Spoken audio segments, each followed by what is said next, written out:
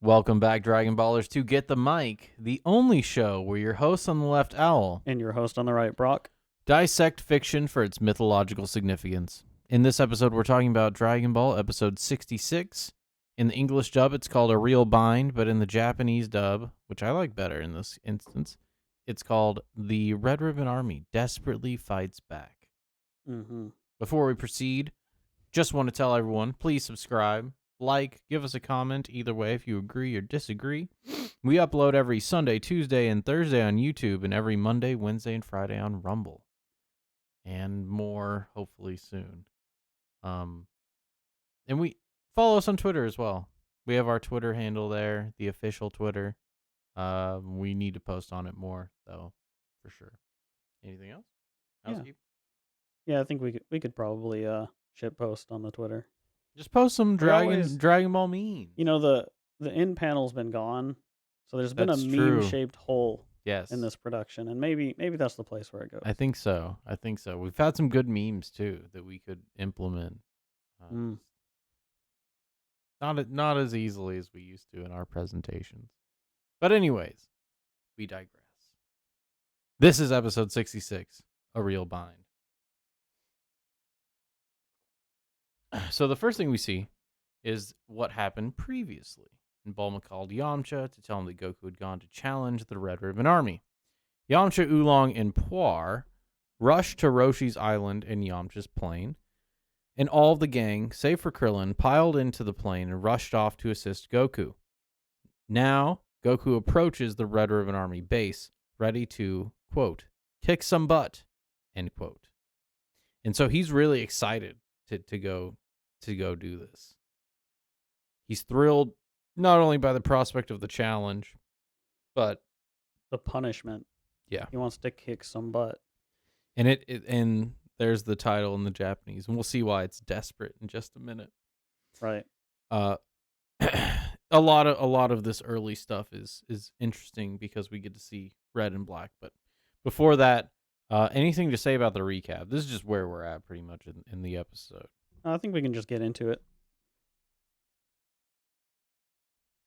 Especially because we just recorded that. So in Yamcha's plane, Bulma and Oolong question why they need to come along for this fight, stating that they're weak.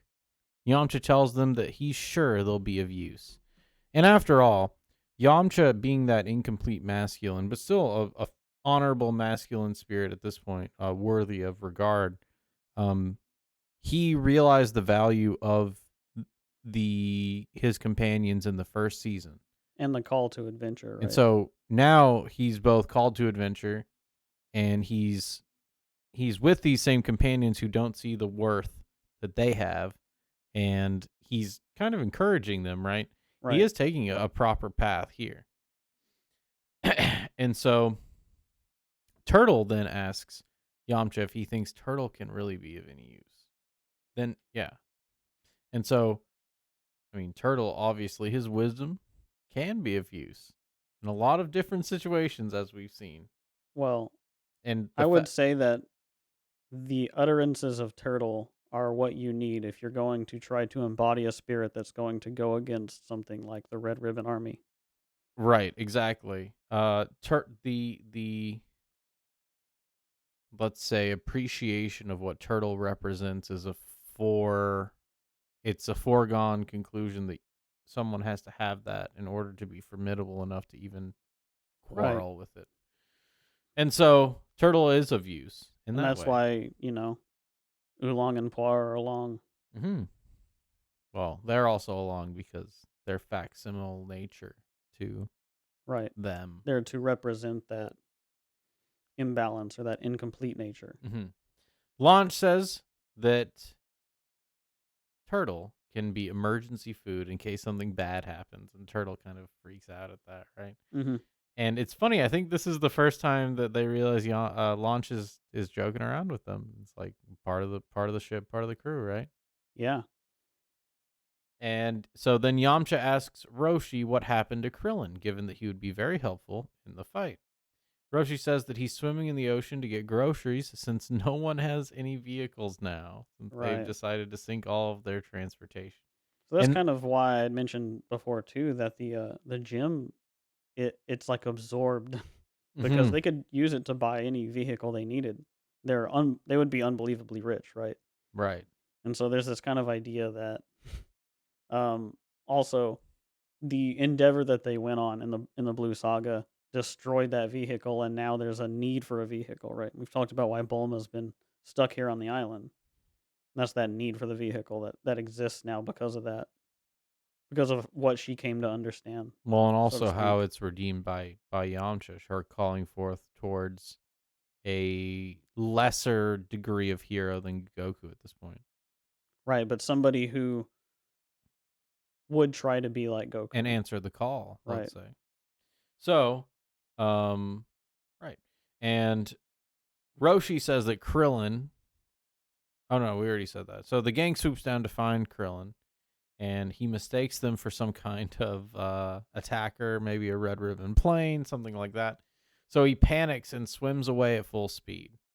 In desperation, he dives underwater, and when he surfaces, he's greeted by the gang calling out to him from the plane. He realizes that he's lost his clothes and wallet by swimming down below the water, and Bulma tells him not to worry about them. And we see as they fly up into the sky with Krillin's clothes drying on the wing of the plane. Mhm. And so here, Krillin's assumption of malice is telling. He knows that the world is a dangerous place right now, particularly with what Goku has introduced him to and the way that he's introduced him to the Red Ribbon Army. And I mean, Blue beat him up and almost killed him, right? Like it was a near death experience for Krillin. Right. And so he panics exactly as we said, and that panicking makes him lose his instantiation.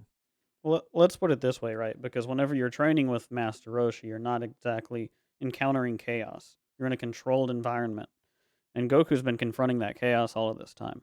And so Krillin's reaction would be to try to evade the challenge in a situation like this because he's not like Goku would be, right? Where Goku is Would rise actively to the challenge, right? and at this point in time, right, is actively approaching a challenge intentionally. Um and so that aspect of Krillin's training just hasn't been in what he's been doing, right? Because we see that he's been focusing himself in a different way. Yeah, and I think also if he didn't have the knowledge though of what Goku introduced him to, the evil, the Red Ribbon Army, then he wouldn't be afraid of this because he wouldn't be aware of that evil in the world. And that's something Hmm. that Krillin has actually learned through his character development here.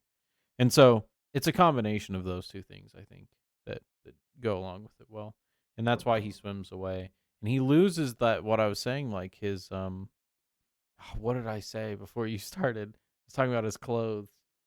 Um That outward representation that is sort of like it's like it's interesting because it's not his his gi, it's his instantiation. monk outfit, right? It's what Right. he had before he got to Roshi. Right. It's what he had before he got to Roshi, but it's still like that's still part of his identity, right? And so Right. he drops some of that identity and it When he goes particularly down into the depths, yeah. right? And he also loses his wallet. I think so, yeah. Yeah. And so and that's another instantiation of one. It's a very personal item, right? That is lost when one delves into chaos, and especially to avoid something, right?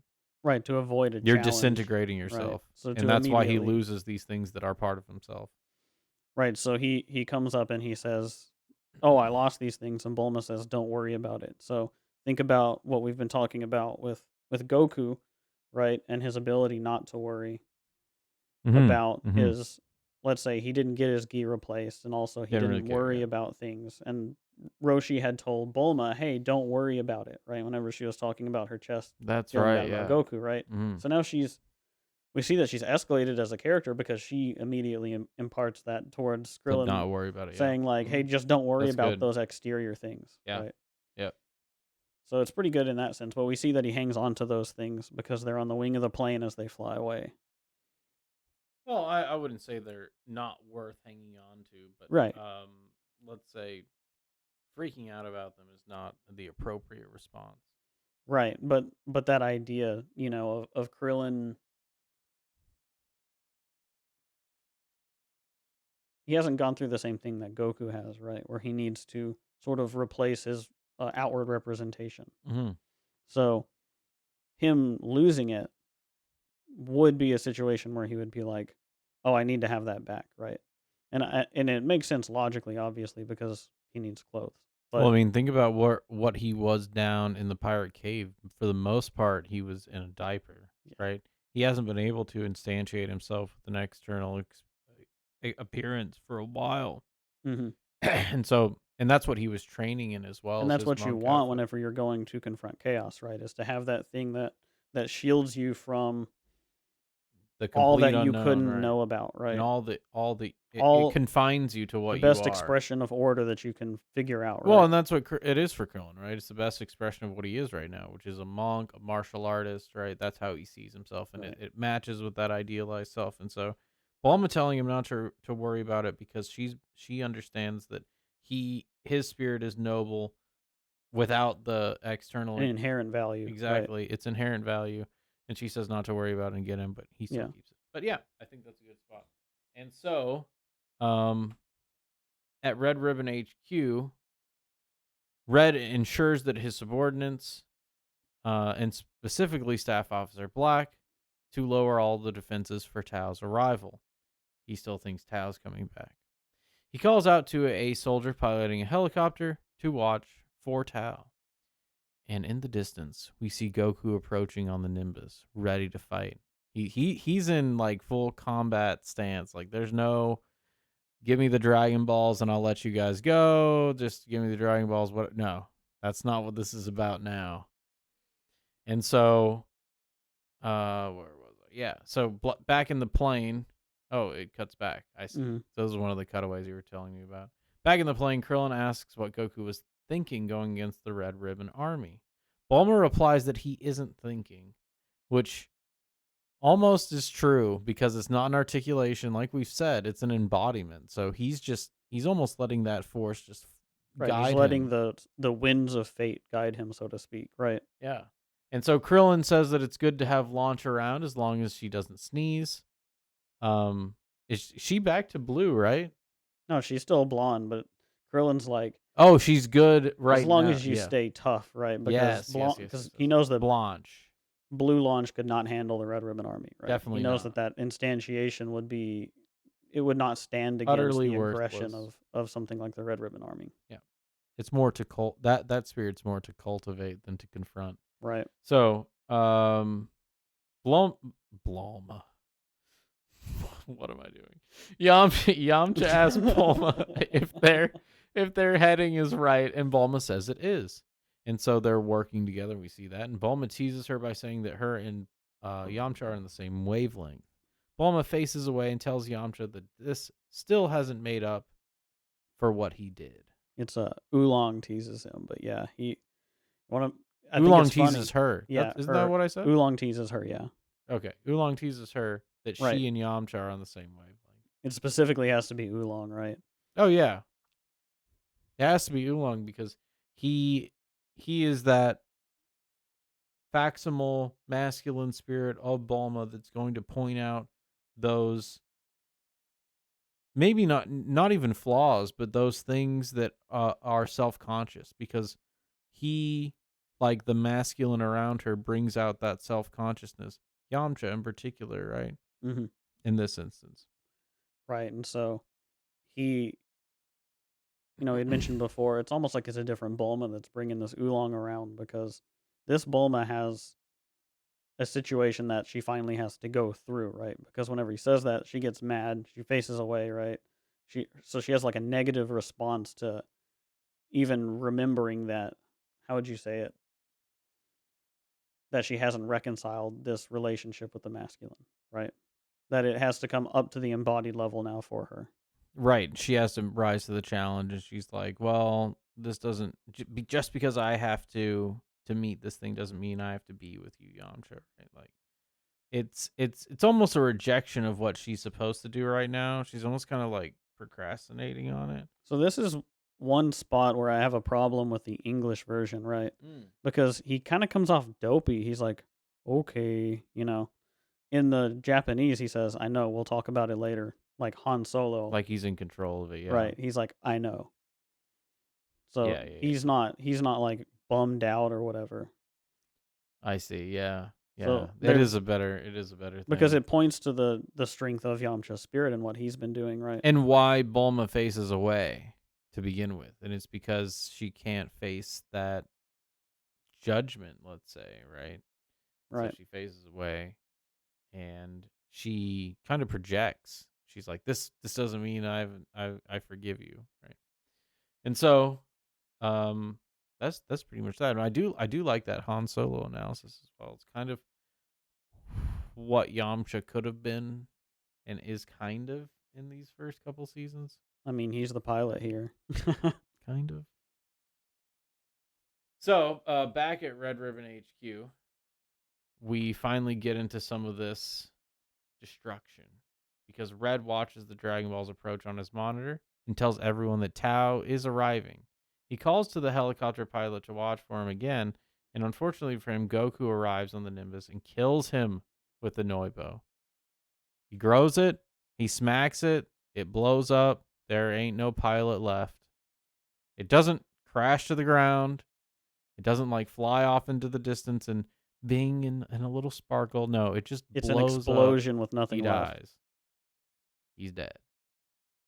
When the signal is severed, Red calls to see the monitor view and sees that Goku has actually arrived instead of Tao. He calls out to activate the defense system and deploy the combat squad. On his display, we see red dots surrounding Goku's position. So he's finally been found out. I would say that this is the idea that malice can stamp out the truth of the envious spirit, which is that it is a small and worm-like existence.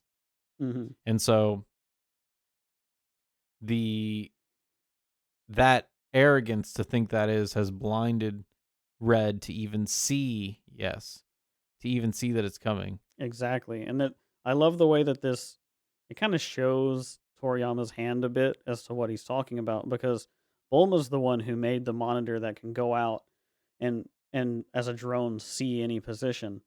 What's this camera angle that we see whenever he's like show him on the monitor and it's just Goku flying directly at the camera. Like he Yeah. doesn't have a drone out there, but what he's doing right now is that, right? He's trying to see what it is that his you could say his reach has brought him, Mhm. what his malice has bought. And here's what it's bought. The karmic justice that it's bought is in Exactly. here in Goku. In the same way that whenever Roshi tries to peer through the one that Bulma made, he sees his karmic justice as well. Mhm. In the same way, sure. And so, did you want to say about the combat? Do we start seeing the defense system do anything yet? Oh no, not yet. But Red does call out to them, and he's pretty confident that they can prevent Goku from getting in.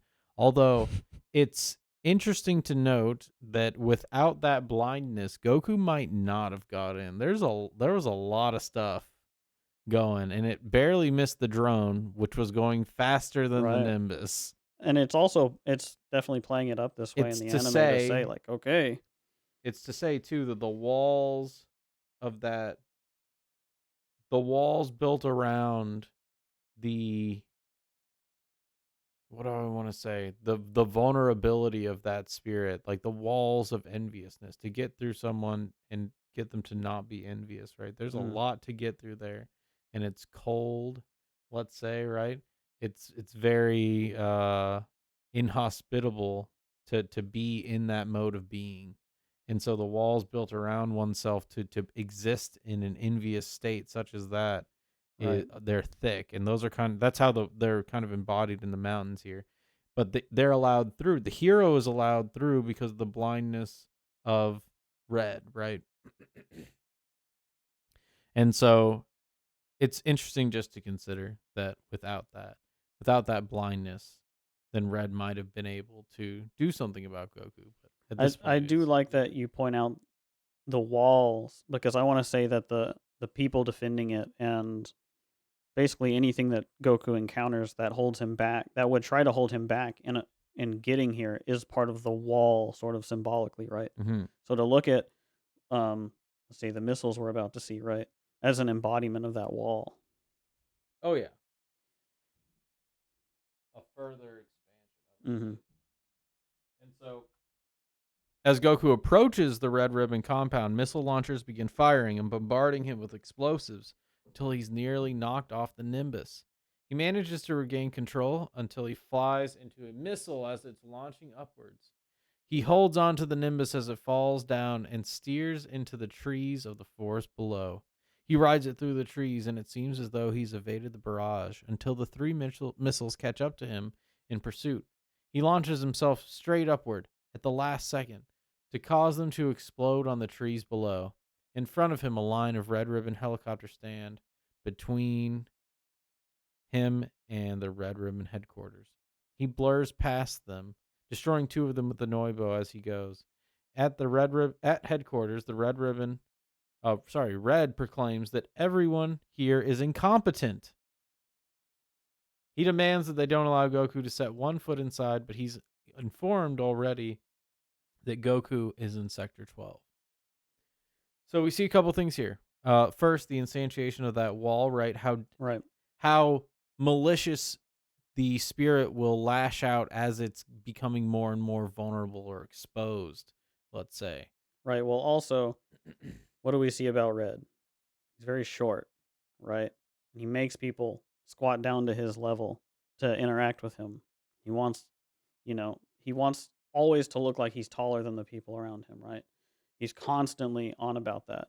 And so here you have these missiles shooting straight up as a sort of barrier of defense. And it's not like one hits Goku. Goku actually runs into it like it is a wall, right? Yeah. And so he runs into that defense, and that defensiveness is his, how would you say, like, justifying to himself that his mode of being is the best thing to make himself better. And Right. so And that's kind of what I was getting at too. It's the idea, and it's a really toxic idea, right? That this spirit will lash out at those that get close to exposing its true nature, right? mhm. Um and they do launch straight up. He runs into it like a wall, like you're saying. It's say that last thing you said again, because there was a point I was gonna say, but I don't think I got it right. I think it's associated with Red's desire to always appear more elevated in the way he appears than he really does. And that's sort of being his motivating factor. And so that desire um is his mental defense, right? You could say, or Oh it yeah, I is. remember what you're saying now. Yeah. So I was saying So it would make sense that an instantiation would literally be like firing missiles straight up in that sense. the aggressiveness by which the spirit of red fights against it being proclaimed not the mode of being that should be adopted is pretty fierce. Well, that too. That's what I was saying. Like that it's embodied here by the dangerousness of these missiles, and like these missiles could potentially take out Goku. They're not bullets. Like we haven't seen Goku withstand a missile, let's say. Sure. And so I think the he got hit by a rocket launcher one time, right? did he? Maybe one of the Red Ribbon Army's soldiers hit him. I feel like I remember at least once where they're like, "Oh, we got him," and then, or maybe he just barely dodged it. I think it was a dodge. I don't know if he's actually been I don't think hit you by a just rocket tank or a. anything. I mean, think about what happened with the super power gun of White. Mm-hmm. That did a lot of damage. True. True. But I mean, I think that's kind of and that's what I was wanting to say about why the missiles are a good instantiation of it, right? Because it is that aggressive nature that is willing to destroy the truth to not know that it's not the right mode of being. Sure. Yeah. It's like a curtain that you want to hold in front of yourself so you don't see the light. And so it's walls all the way around. Right. Yeah. All right. So he's in sector 12, and here's the last one of it. And this is just a pretty good sequence. I really like this sequence a lot, although a couple of frames are reused over and over. They actually play this a lot in this episode where they show the missiles being fired like 5 times from the same shot. It's like, man, it sure is a lot of missiles Yeah. because this has been going on for a minute. So, in a tower in Sector 12, Goku easily dispatches a group of Red Ribbon guards wielding guns.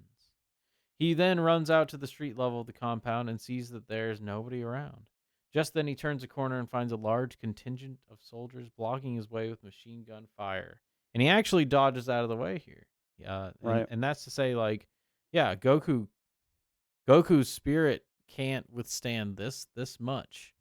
Uh, it is because all of the soldiers are together, kind of in a barricade. It's almost a focused will in one, and all of that would be able to at least give Goku pause, and that's not a good thing. Good lord. Um, so he ducks into a building and is met with a soldier wielding a rocket launcher, Right. who fires at it, and Goku dodges at the last second. And defeats the soldier in the room, rushing into a hallway inside.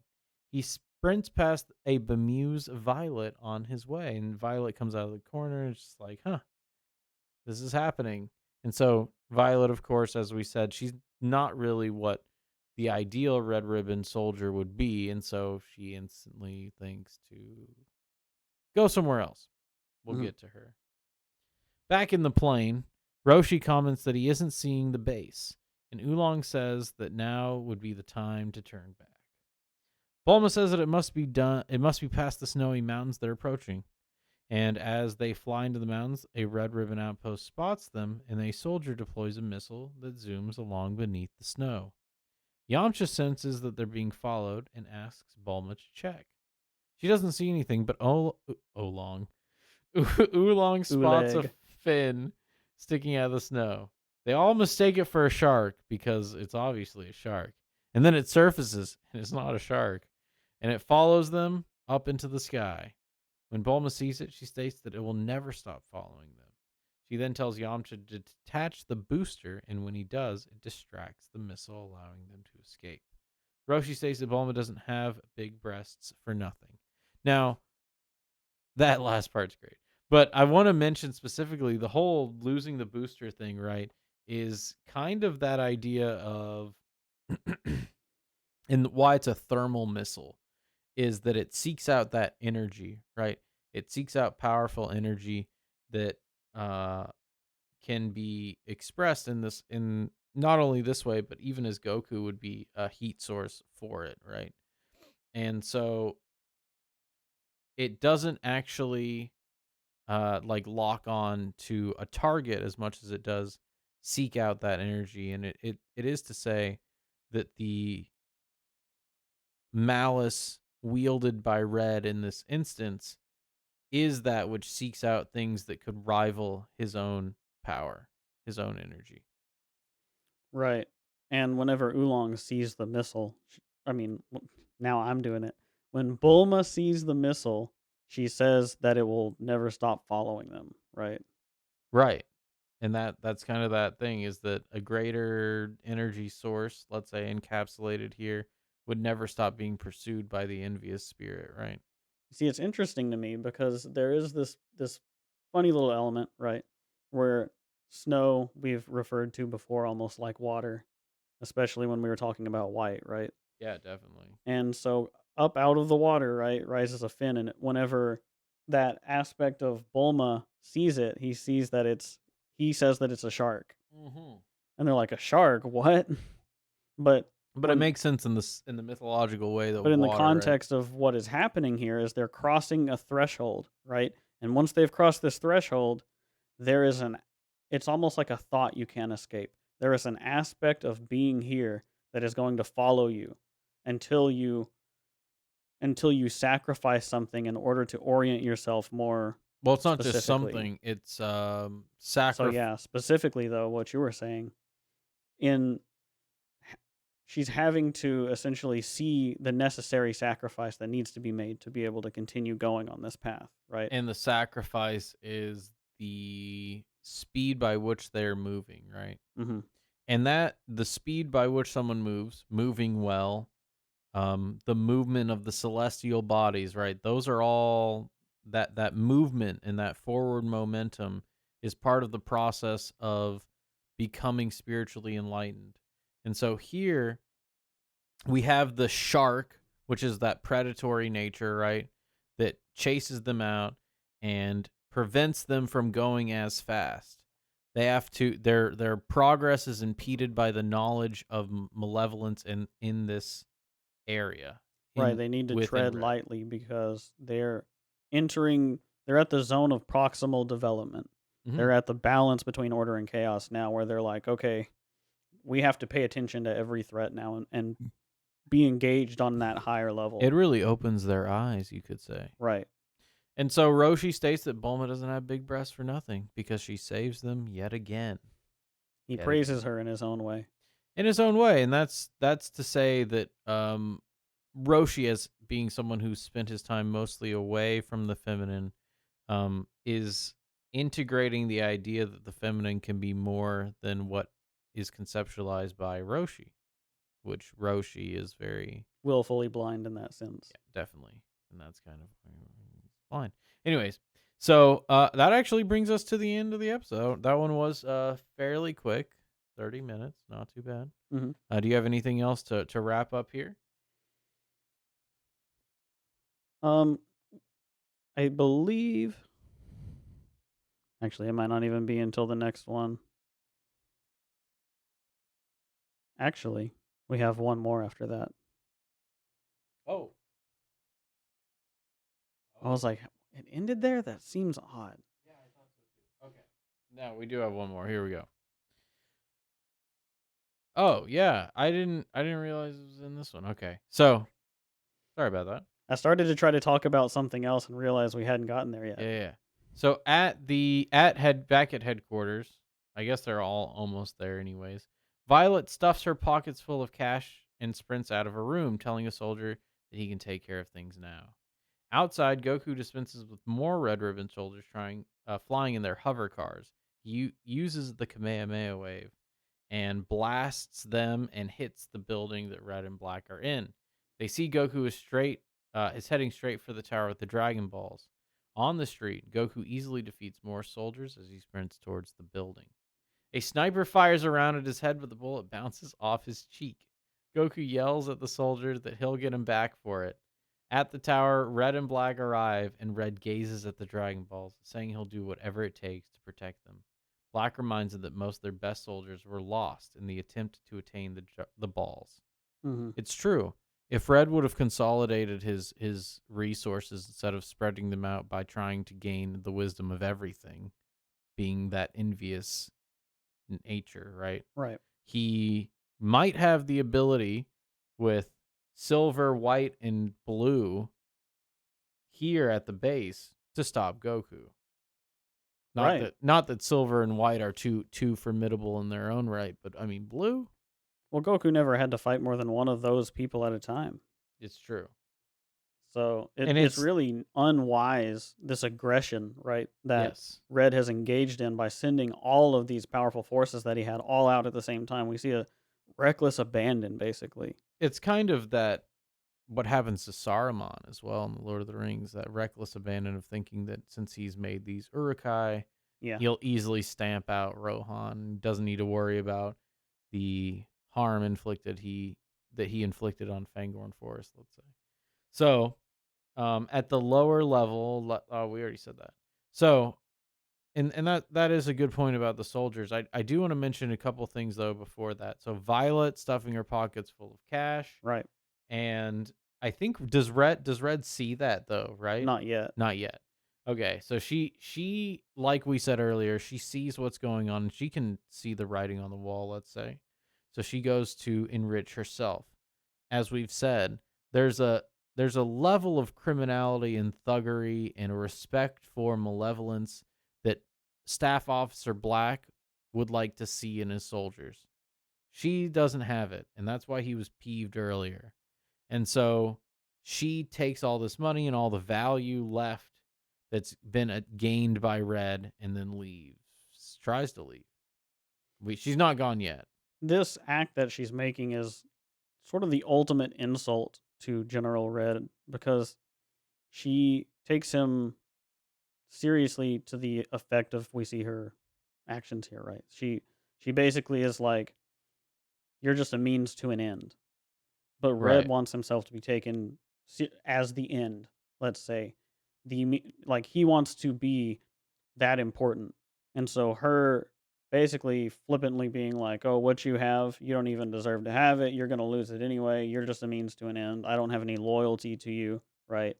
Um, Right, and that's what I the not mean. taking him seriously The is the the level of of spiritual not spiritual awareness, but the level of power that that spirit can command.